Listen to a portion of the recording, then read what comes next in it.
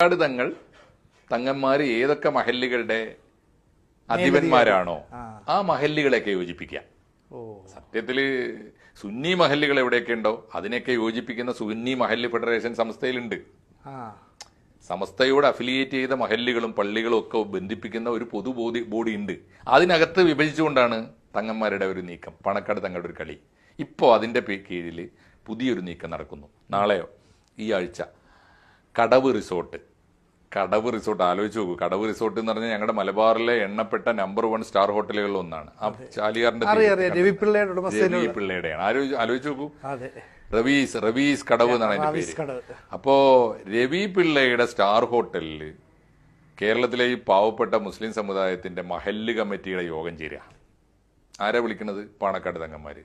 എന്തിന്? ഇവര് കാസിമാരായ മഹല്ലുകളിൽ നിന്നൊക്കെ VIPs വരിക, പൗരപ്രമുഖർ വന്നിട്ട് സ്റ്റാർ ഹോട്ടലിൽ യോഗം ചേർന്നിട്ട് പാണക്കാട് കുടുംബത്തിന്റെ രക്ഷയ്ക്ക് വേണ്ടിയുള്ള ദൗത്യം ഏറ്റെടുക്കുക. പുതിയ ഞെട്ടിക്കുന്ന നീക്കമാണത്. ഒരിക്കലും ലളിത ജീവിതം ഒന്നാലോചിച്ച് നോക്കൂ. പള്ളികളുടെ എവിടെ യോഗം ചേരും? ഒന്നുകിൽ പള്ളികളിൽ ചേരും, അല്ലെങ്കിൽ സമസ്തയുടെ ഒക്കെ ചെറിയ അല്ലെങ്കിൽ മദ്രസ ഹാളുകളിൽ ചേരും, അല്ലെങ്കിൽ ചെറിയ വാടക കൊടുത്തും കൊടുക്കാതെ നാട്ടിലെ പ്രമാണിമാരുടെയൊക്കെ ചെറിയ ഓഡിറ്റോറിയങ്ങളിൽ. ഇത് രവി പിള്ളയുടെ ഹോട്ടലിലാണ് യോഗം ചേരുന്നത്. തീർച്ചയായിട്ടും ആ യോഗത്തിന്റെ പിന്നിൽ തീർച്ചയായിട്ടും അതിന്റെ മുഖ്യ സംഘാടകൻ കുഞ്ഞാലിക്കുട്ടി ആയിരിക്കും എന്നുള്ള കാര്യം തർക്കമില്ലല്ലോ.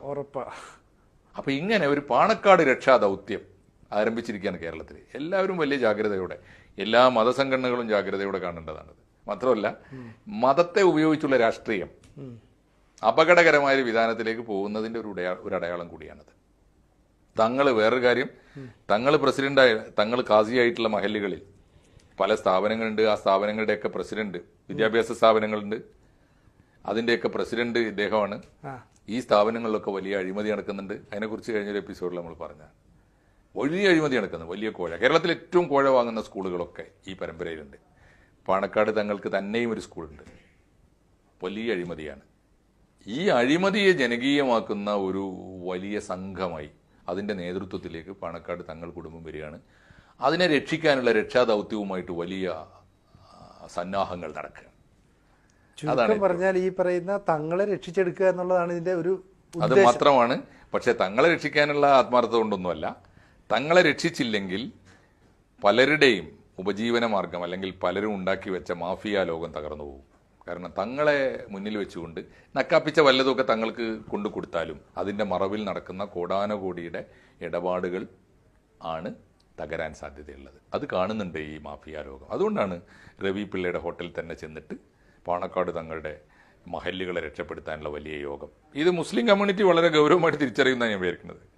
കാരണം ഈ മുതലാളിമാരും അവരുടെ സ്റ്റാർ ഹോട്ടലുകളും അവിടുത്തെ സന്നാഹങ്ങളും ഈ പണക്കാരുടെ മൂലധനമൊന്നും അല്ല കമ്മ്യൂണിറ്റി ഒരു കാലത്തും രക്ഷിച്ചത്. പാവങ്ങളായ വിശ്വാസികളുടെ ആത്മാർത്ഥമായ വിശ്വാസവും കൂറും കടപ്പാടും ഒക്കെയാണ്.